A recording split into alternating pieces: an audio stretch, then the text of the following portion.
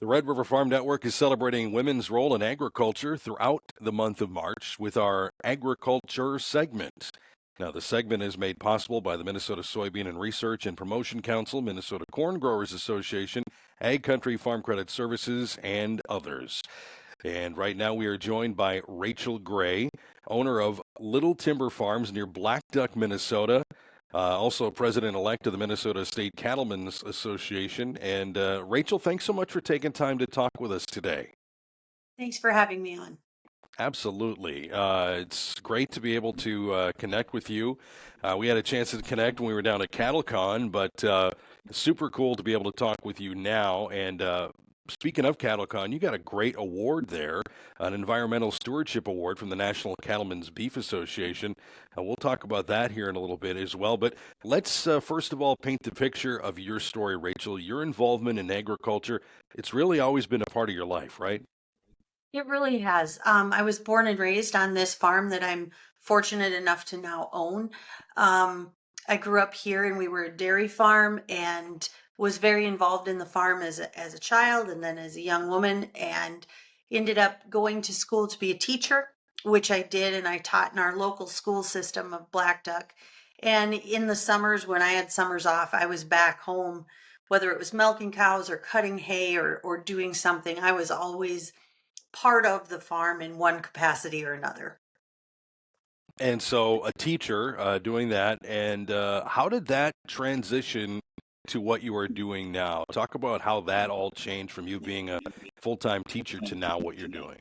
Sure. So when I was teaching, I think I always, my heart was always at home on the farm, and I made sure to bring egg in the classroom into my classroom, whether it was kindergarten or when I was teaching sixth grade. And then at one point, just finally decided that it was time to transition back home. My husband actually works overseas, and so he had said to me, would you like to keep teaching, or do you think you'd like to go back to the farm full time? And I said, I'd really like to go back to the farm. And so we made that decision. And so I took actually, at first, it was a leave of absence from teaching just to kind of decide what I wanted to do. And then that turned into a full resignation a year later. And I came back and helped my mom and dad. That was in 2007. And I didn't buy the farm until 2012. I needed that experience. I needed that time to get my kind of feet wet, see what we were doing.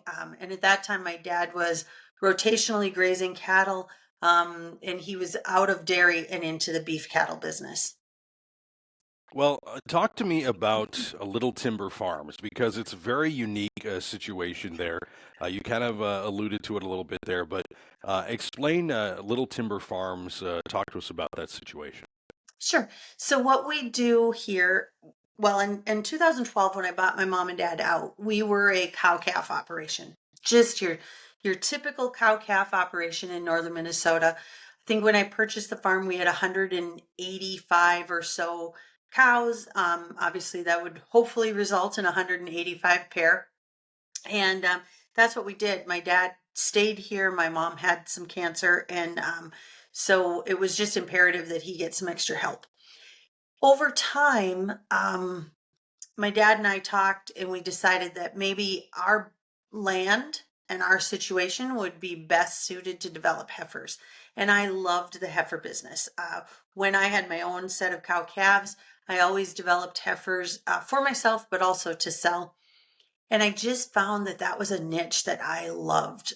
It fit our environment, it fit our plan, and it just allowed us to actually run more cattle than we could have before. So we made that decision to sell the whole cattle herd and then buy back. I think the first year we bought back 200 heifers to develop.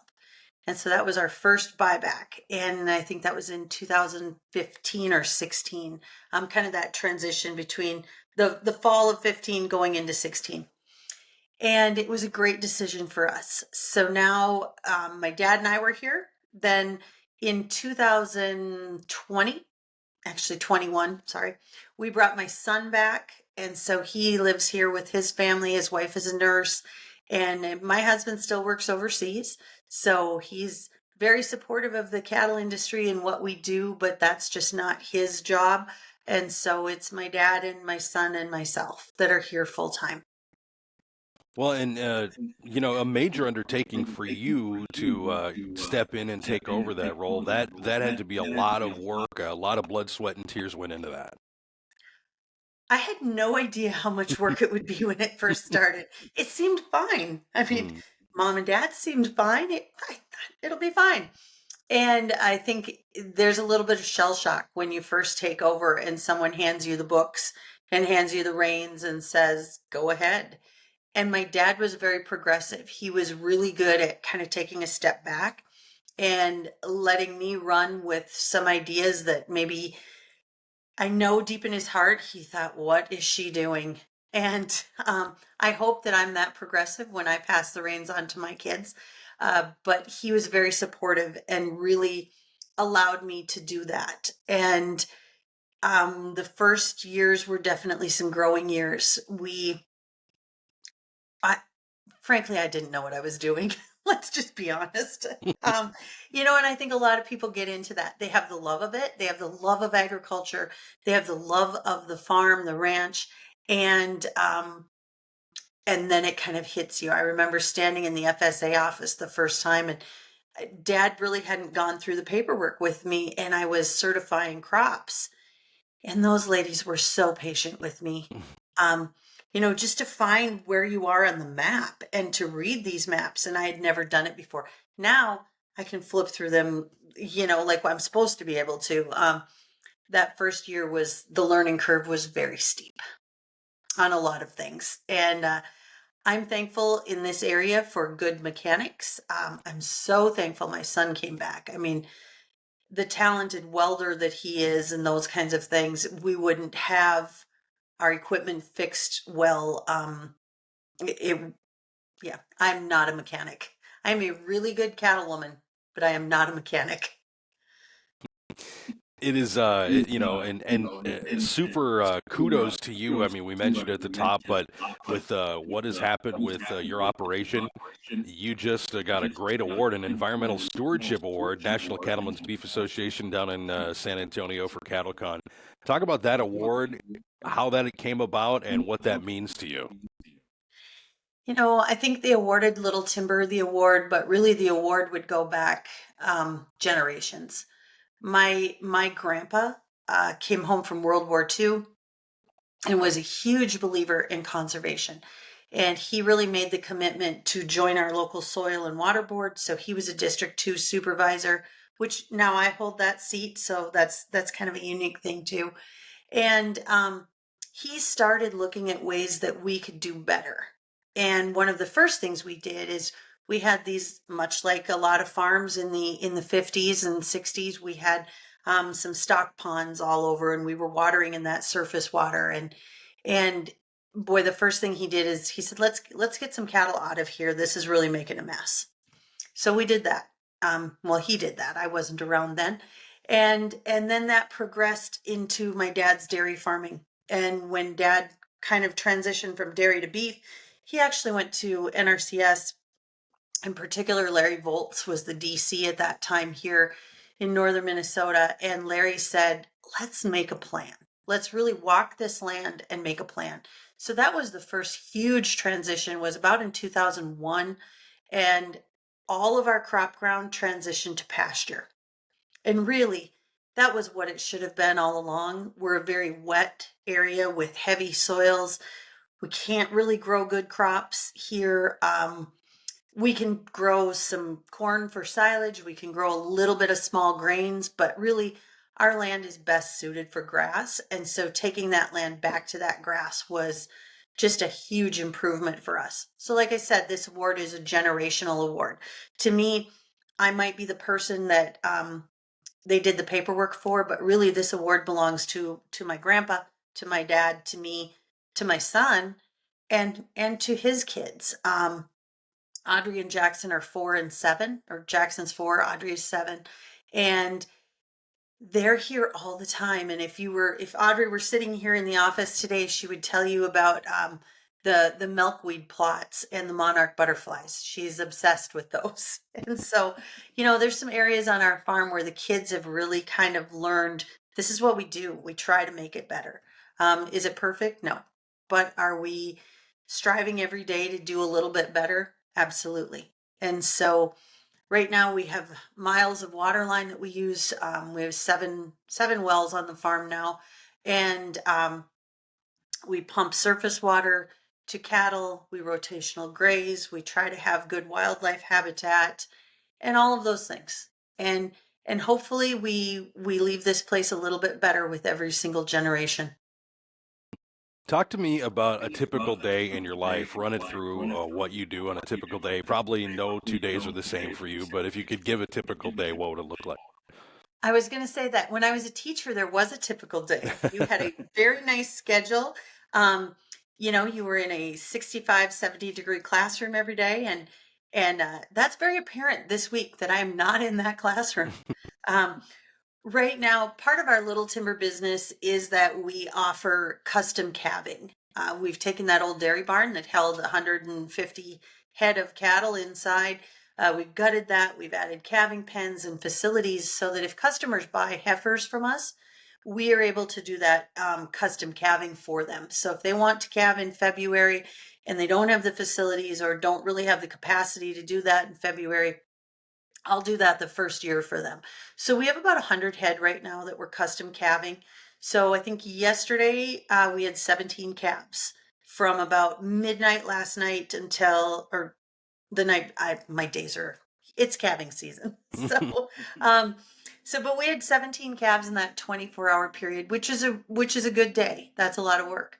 Our typical day starts with kind of a group meeting in the morning. My dad will often cook breakfast for us, and we'll have a quick coffee and a breakfast there. Um, Talk about what we want to do. We try to make a list every day of the big jobs. Obviously, there's some daily jobs, checking in the winter, checking water, checking feed, seeing what needs to be fed, and that kind of thing. And then some other jobs that you want to get done in the winter. Maybe we're um, working on part of the shop or getting something done that way. We try to go off a list every day, and if it doesn't get done, it gets moved to the next day.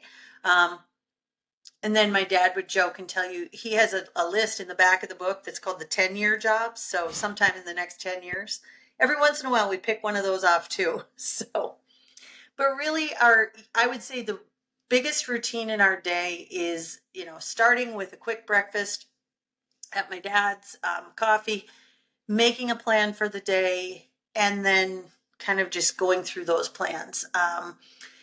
Typically, you would see Jackson, who's 4, here at least 2 to 3 days a week. We've been fortunate that he loves to be here. He's very attached to my dad, his great grandpa, and so they spend a lot of time together in the tractor and working together. Talk to me about role models for you, Rachel. Who are they? I think my earliest role model would have been my grandma. Um, and her name was Audrey. Also, my granddaughter is named after her. Um, she was just a phenomenal lady. She was strong. She was a welder in World War II. Um, then she came back to the farm, and I remember about a year before she died, she handed me this packet, and it was all the letters that my grandpa had ever written her. And it was all the letters that got them through the war and then after the war. And in there is the most precious letter. And they write back and forth about buying the farm. And she talks about how excited she is to purchase the farm from my grandpa's parents and her plans, and she has a letter in there that's a plan for a garden and a plan for her chickens. And she's this very young woman welding in Minneapolis and making these plans with her marine that's in Europe.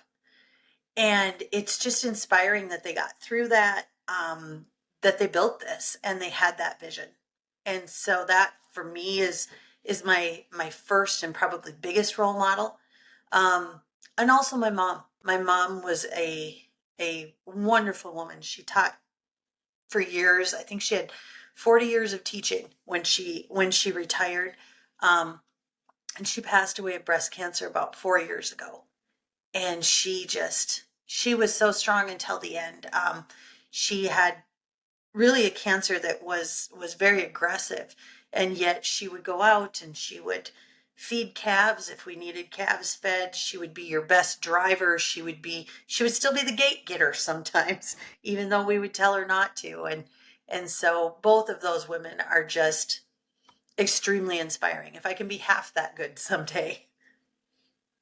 What advice would you give other women watching this right now that are getting into agriculture or thinking about getting into the agriculture world? um learn a lot. Boy, when I first started, I thought the first thing I thought is there has to be some resources out there, and that's really when my teacher side came out, and I started looking for resources, in particular for women farmers, because I was purchasing this, and like I've said, my husband was not here. That's a difficult thing because I think my mom and dad had that relationship where they could bounce ideas of the farm off each other. And that's one piece that I really noticed that's missing here. Sometimes my husband doesn't have cell phone signal or satellite service. And so just, that kind of camaraderie is not there. So I sort of looked for some research of who else is in the business. Came across Annie's project, came across women in ag groups, cattle women groups. And there's so much really good education out there. That's kind of where I started. I joined an Annie's project. Um, I joined a cattle women's group. And so really that network of women was phenomenal. There was just a University of Minnesota extension event in St. Cloud last week. Fabulous event. I think there was 200 women there, and just talking about agriculture in all forms. They had, you know, um, ladies that had sheep on 2 acres to large dairy farms to the blonde butcher from Wanamingo was there, and redheaded creamery was there. You had all walks of agriculture. um, so those kind of networks are so valuable. Not only are they valuable to help you teach or to learn and grow and to teach you things, but on the hard days, those networks are really valuable too. And I find that having that connection with other women in the industry, having somebody to call when, maybe the calf doesn't look very good, or we're flooded, or we're in drought like we were in 21, just having a network of women to kind of bounce that off of and say, hey, I'm really struggling with this. What are you thinking? What are you seeing? Is really important. So the first thing I would tell young women getting into agriculture is learn, get a network, and then keep striving. There are going to be really hard days, but there's going to be some amazing days. Rachel, it's been great talking with you. Thanks so much for taking time for us today. Thank you for having me. Absolutely. Red River Farm Network celebrating women's role in agriculture throughout March with the agriculture segment made possible by the Minnesota Soybean and Research Promotion Council, Minnesota Corn Growers, Ag Country Farm Credit Services, and others.